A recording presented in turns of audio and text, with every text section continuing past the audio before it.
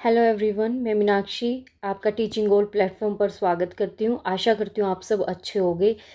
तो STET TGT specific subject में SST मैं आपको कवर करवाऊँगी, जिसमें हम geography, polity, history and economics को कवर करेंगे। तो स्टार्टिंग जो हम करेंगे वो हम ज्योग्राफी से करेंगे, क्योंकि ज्योग्राफी जो है उसमें बहुत सारा सिलेबस है, ठीक है, ताकि जल्दी से जल्दी हम ज्योग्राफी को कवर कर ले, जिसमें हम ज्योग्राफी में हम जनरल ज्योग्राफी और ज्योग्राफी ऑफ इंडिया को कवर करेंगे, ठीक है। देन उसके बाद हम पॉलिटिकल पढ़ेंगे। पॉलिटिकल में हम foreign policy, democracy, India constitutions, ठीक है, इन चीज़ों के बारे में पढ़ेंगे। जब हम हिस्ट्री पढ़ेंगे तो ancient, modern, medieval, world history, हम ये सब कवर करते हुए चलेंगे। इकोनॉमिक्स में हम एग्रीकल्चर के बारे में, फैक्टर और प्रोडक्शंस के बारे में, पॉवर्टी के बारे में, food security, development, sector of Indian economy, money and credit, globalizations, इनके बारे में स्टडी करेंगे। तो ये अपना सिलेबस रहने वाला है चारों बुक्स का, जो हम एनसीईआरटी से कवर करेंगे। तो आज का जो हम एक टॉपिक डिस्कस करेंगे, उस टॉपिक्स के बारे में देख लेते हैं कि वो कौन सा टॉपिक है, आपको समझाते हैं। तो हम जानेंगे अपनी अर्थ के बारे में। इंटीरियर ऑफ द अर्थ, पृथ्वी का जो आंतरिक भाग है वो क्या है, ठीक है। इंटीरियर ऑफ अर्थ, मैंने इसका डायग्राम भी लगाया है, ठीक है। सबसे पहले हम जानेंगे कि जो अपने सोर्सेज हैं, स्रोत हैं, वो क्या क्या हैं अपने इंटीरियर में। तो जो अर्थ का रेडियस है वो कितना है, 6370 किलोमीटर। ये जो अपनी पृथ्वी की क्या है, त्रिज्या है। इन्होंने इसमें बोला गया है, मैं आपको शॉर्ट फॉर्म में बताती हूँ कि इन्होंने कहा गया है जो अर्थ का जो अपना सेंटर पॉइंट है वहाँ तक अब तक कोई भी नहीं पहुँच पाया है। बस साइंटिस्ट ने क्या किया है, एक एस्टीमेट लगाया है, ठीक है। उन्होंने कुछ अनुमान लगाए हैं जिससे हमें यह जानकारी मिली है, ठीक है। There are two types of sources. जो सोर्सेज हैं हमारे वो दो तरह के हैं। कौन कौन से वो सोर्सेज हैं? डायरेक्ट सोर्सेज हैं, कुछ इनडायरेक्ट सोर्सेज हैं। तो सबसे पहले हम जान लेते हैं कि डायरेक्ट सोर्सेज जो हैं अपने, वो क्या रहने वाले हैं। डायरेक्ट सोर्सेज हैं सरफेस रॉक और the rock we get from mining areas. जो अपनी सतही चट्टानें हैं या चट्टान, हमें ये जो चट्टानें हैं रॉक से हमें कहाँ से मिलती हैं, माइनिंग एरिया से। एग्जाम्पल के लिए जो गोल्ड माइंस है साउथ अफ्रीका की, वो कितनी डीप है, वो 3 से 4 किलोमीटर क्या है, गहरी है, ठीक है। साइंटिस्ट ने जो है कुछ परियोजनाएं चलाई थी, कुछ प्रोजेक्ट चलाए थे। वो प्रोजेक्ट कौन से थे? वो थे डीप ओशन ड्रिलिंग प्रोजेक्ट, एक था इंटीग्रेटिव ओशन ड्रिलिंग प्रोजेक्ट। जो डीपेस्ट ड्रिल है ना, वो आर्टिक ओशन में है, कोला में, ठीक है। जो उसकी गहराई जो कितनी है, वो है 12 किलोमीटर। कितनी है? 12 किलोमीटर। फिर एक आता है ज्वालामुखी का विस्फोट, as and when volt met. इसमें मैं आपको एक डायग्राम के थ्रू छोटा सा डिस्कस करूंगी, जिससे आपको कवर हो जाएगा। अब मान लो ये अपना क्या है, वोल्केनो है, ठीक है। ये अपना वोल्केनो है। यहाँ पे क्या होता है, एक मैग्मा चैम्बर होता है, ठीक है। तो मैग्मा चैम्बर, जब तक मैग्मा अंदर रहेगा, जो मैग्मा होता है, पदार्थ होता है, वो अंदर रहेगा जब तक वो क्या रहेगा, बिल्कुल गर्म रहेगा। जैसे ही वो अर्थ के बाहर आता है, सरफेस पर आता है, जैसे ही अपनी सतह पर आता है, तो वो क्या हो जाता है, बिल्कुल ठंडा हो जाता है। तो क्या ठंडा हो जाता है तो उसे हम क्या बोलते हैं, लावा बोलते हैं, ठीक है। तो जो ये वोल्केनो होता है ना, उसके भी एस्टीमेट से ही हमने क्या लगाया है, पता लगाया है, ठीक है। लैब में ले जाके जो उसका मटेरियल्स निकलता है, जो भी पदार्थ निकलता है, उससे ही हमने क्या लगाए हैं, ये भी अनुमान ही लगाए हैं, ठीक है। इनडायरेक्ट सोर्सेज की बात करें हम अगर, तो जो माइनिंग एक्टिविटीज़ होती है ना, वहाँ पे टेम्परेचर और जो प्रेशर वो इंक्रीज़ करता है। जैसे जैसे जो दूरी है वो बढ़ती है ना, वैसे वैसे जो तापमान है, दबाव है, वो भी क्या करता है, बढ़ता है, ठीक है। ऐसे ही जो डेंसिटी है मटेरियल की, वो क्या करेगी, जैसे जैसे डेप्थ बढ़ेगी ना, तो वो क्या करेगी, वो भी क्या करेगी, बढ़ेगी, ठीक है। टोटल थिकनेस है ना, जो अर्थ साइन टोटल थिकनेस है, ठीक है। जो पृथ्वी पर जो साइंटिस्ट है ना, उन्होंने एस्टिमेट्स लगाया, फिर से अनुमान लगाया कि जो टेम्परेचर है, प्रेशर है और डेंसिटी जो घनत्व है, वो क्या है, कि मानो की अनुमान लगाया उन्होंने। जो पृथ्वी की कुल मोटाई को जानकर वैज्ञानिकों ने विभिन्न गहराई, तापमान, प्रेशर और पदार्थ के घनत्व को, मानों को अनुमान लगाया। इसमें भी उन्होंने क्या किया है, अनुमान लगाया है। लेकिन जो मिट्योर्स आते हैं ना, वो जब पृथ्वी से टकराते हैं, तो उससे भी हम क्या मिलती है, हमें इन्फॉर्मेशन, जानकारी प्राप्त होती है, ठीक है। जो अर्थ है इनडायरेक्ट सोर्सेज, उसमें क्या आते हैं, गुरुत्वाकर्षण बल भी आता है, मैग्नेटिक फील्ड भी आती है, और कुछ भूकंप भी है, गतिविधि भी आती है। फिर हम जानते हैं कि भूकंप क्या होता है। भूकंप क्या होता है, जब हमारी अर्थ क्या करती है, शेक करती है, मतलब हमारी पृथ्वी का हिलना ही क्या कहलाता है, अर्थक्वेक। हमारी पृथ्वी का हिलना ही क्या कहलाएगा, अर्थक्वेक। ठीक है, एनर्जी जो है वो रिलीज होगी एकदम से, तो क्या करेगी वो, डिफरेंट डायरेक्शंस में क्या करेगी, वाइब्रेट कर जाएगी। ठीक है, अलग अलग डायरेक्शन में चली जाएगी। एक छोटा सा डायग्राम इसमें लगाया गया है कि जैसे कि ये लगा लो, मान लो यहाँ पे एक घर है। ठीक है, पृथ्वी से अर्थ के जो इंटीरियर होता है वहाँ से कुछ भी हुआ, अगर कुछ भी कंपन शुरू हुई तो वो क्या करेगी, वो वाइब्रेट तो करेगी ही पृथ्वी पर। ठीक है, तो ये बताया है इसमें। ठीक है, जो भूकंपीय तरंगे हैं वो क्या कहती हैं कि सभी प्राकृतिक भूकंप पृथ्वी की सतह से कितने, मतलब जो लिथोस्फीयर है ना उसके 200 किलोमीटर पर क्या है, आते हैं। ठीक है, और जो इंस्ट्रूमेंट होता है ना जो अपने अर्थक्वेक को मेजर करता है वो क्या कहलाता है, सीस्मोग्राफ। क्या कहलाता है, सीस्मोग्राफ। जो अर्थक्वेक हैं, भूकंपीय तरंगे हैं, वो दो तरह की होती हैं, पी वेव्स, एस वेव्स। जो अपनी पी वेव्स होती है ना उसको हम बोलते हैं प्राइमरी वेव, एस वेव को बोलते हैं सेकेंडरी वेव्स। ठीक है, पी वेव्स को बोलते हैं प्राइमरी वेव, एस वेव। ठीक है, लेकिन जो अपनी अर्थक्वेक वेव वो होती हैं body waves and surface wave. तो इसमें बॉडी वेव्स की दो होगी, P waves, S wave. S waves की दो होगी, कौन सी, लव वेव और रिलीफ वेव। ठीक है, जो लव वेव होती है वो बहुत ज़्यादा क्या होती है, डिस्ट्रक्टिव होती है। बॉडी वेव्स की बात करें तो हम, the body waves are generated due to release of energy, क्योंकि एनर्जी जो क्या होती है, जनरेट हुई है। ठीक है, at the focus and the, क्या करती है वो, ऑल डायरेक्शन में मूव कर जाती है, ट्रेवल कर जाती है। ठीक है, बॉडी वेव्स इंटरेक्ट करती है जब सरफेस रॉक पर, तो वो एक नई जो वेव्स है उसको जनरेट करती है, जिसे हम बोलते हैं सरफेस वेव्स। क्या बोलते हैं, सरफेस वेव्स।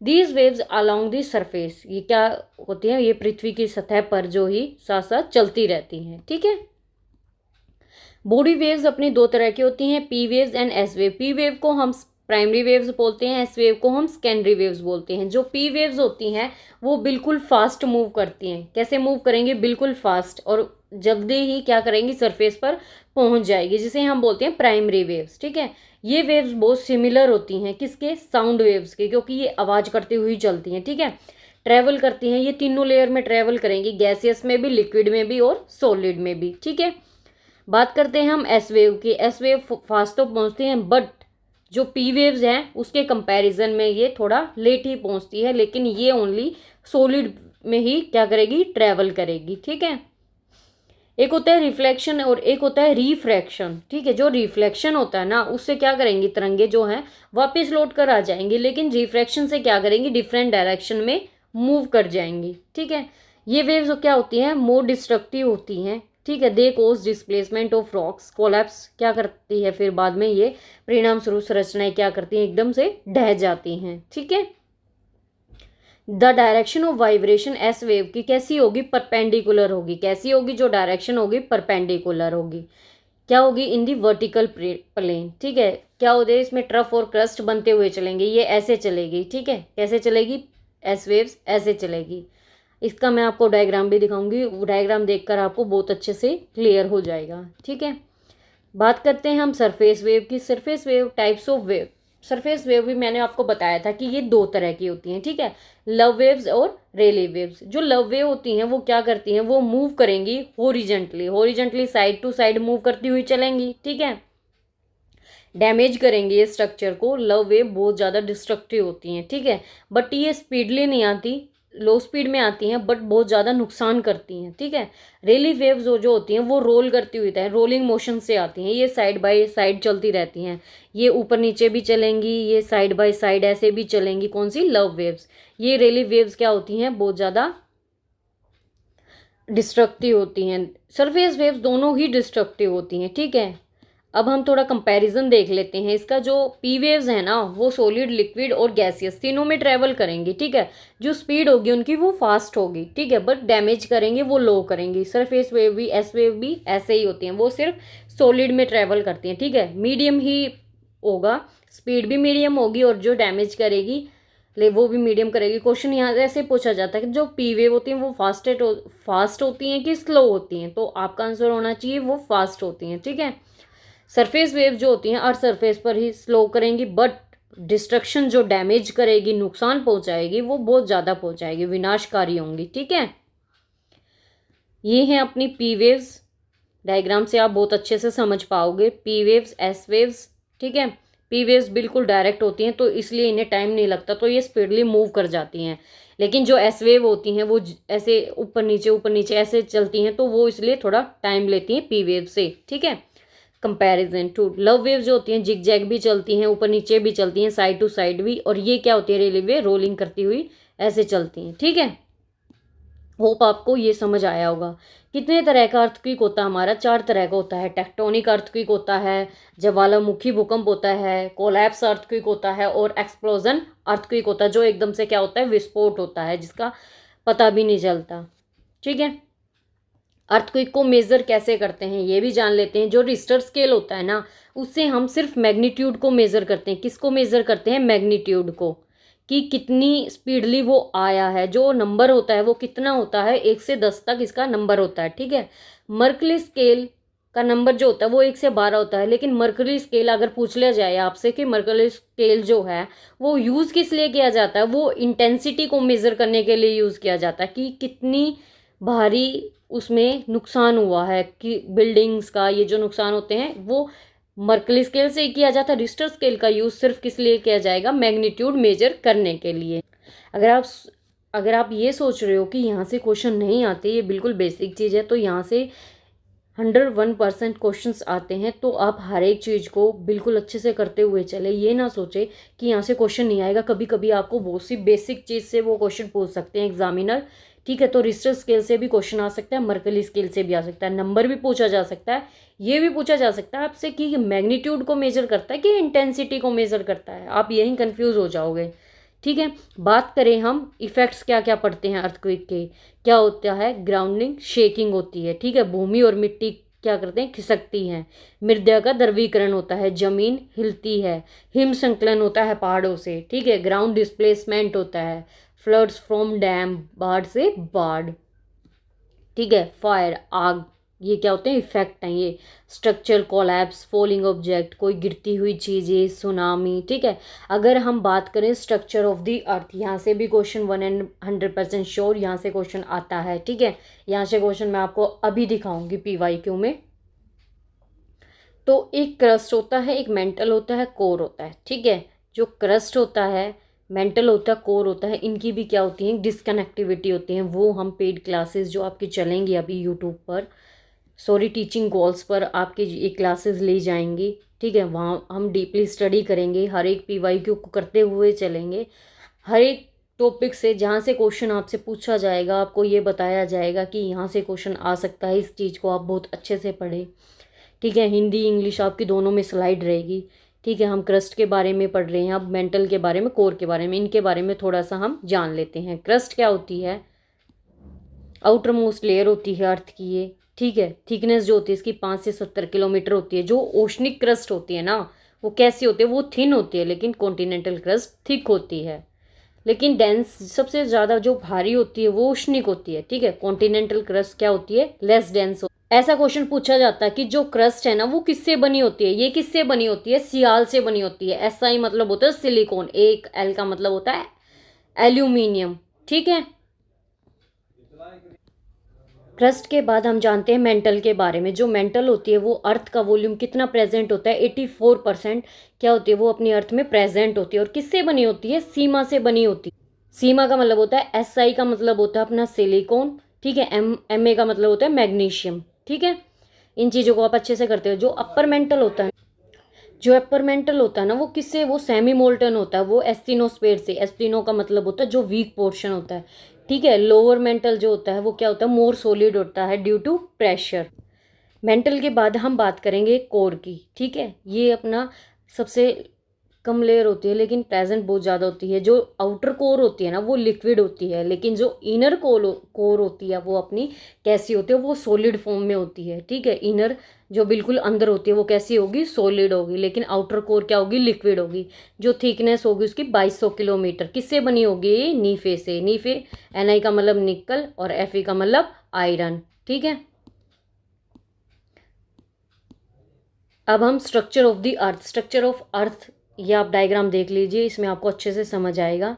ठीक है, इनर कोर, आउटर कोर, ये आपको बहुत अच्छे से, ये आपको रेडियस का भी पता चल गया होगा, 6370 किलोमीटर मैंने आपको बताया था। ठीक है, फिर हम कुछ PYQs देख लेते हैं। Which of the following is not cause of origin of earthquake, निम्नलिखित में कौन सा भूकंपों की उत्पत्ति का कारण नहीं है? वोल्केनोसिटी, ओशनिक वेव्स, फॉल्टिंग, या फिर हाइड्रोस्टैटिक प्रेशर। क्या हो सकता है इसका आंसर? इसका आंसर होएगा ओशनिक वेव्स। समुद्री धाराएं जो हैं वो क्या है, भूकंपों की उत्पत्ति का कारण नहीं है। ठीक है, नेक्स्ट क्वेश्चन पर मूव करते हैं। Which of the following layer of interior of the earth is in liquid state? Mental, outer core, inner core, या फिर क्रस्ट? क्या आएगा? अभी हमने ये क्वेश्चन किया है, ये टॉपिक भी कवर किया है, तो इसका आंसर आएगा आउटर कोर। ठीक है, जो आउटर कोर होती है वो कैसी होती है? अपनी लिक्विड होती है, बट जो इनर कोर होगी वो कैसी होगी? सॉलिड। ठीक है, नेक्स्ट क्वेश्चन की तरफ मूव करते हैं। Which of the following is not an intrusive volcanic landforms? Batholith, caldera, dyke, sill. क्या आंसर होएगा इसका? इसका आंसर होएगा कॉल्डेरा। ठीक है, जो बैथोलिथ है, डाइक, सेल है, लैकोलिथ, ये सब इंट्रूसिव में आते हैं, लेकिन एक्सट्रूसिव में कौन से आएंगे? कॉल्डेरा, क्रैटर, ये सब वोल्केनिक वगैरह, ये किस में आएंगे? अपने एक्सट्रूसिव में। ठीक है, तो आज की क्लास अपने इतने ही रखते हैं। होप आप सबको क्लास अच्छी लगी होगी। ऐसे ही और क्लासेस अगर आपको देखनी है तो आप टीचिंग गोल्स पर, ये क्लासेस जो आपकी आगे रहेंगी, ये पेड बैच रहेगा आपका, जो आपकी टीचिंग गोल पर स्टार्ट होने जा रही हैं। बहुत ही लोवेस्ट फीस रहेगी, कोई ज़्यादा आपकी फ़ीस नहीं रहेगी। तो हम जल्द से जल्द अपनी SST को कवर कर लेंगे। ठीक है, तो आप बताइए आपको आज का सेशन कैसे लगा। Thank you.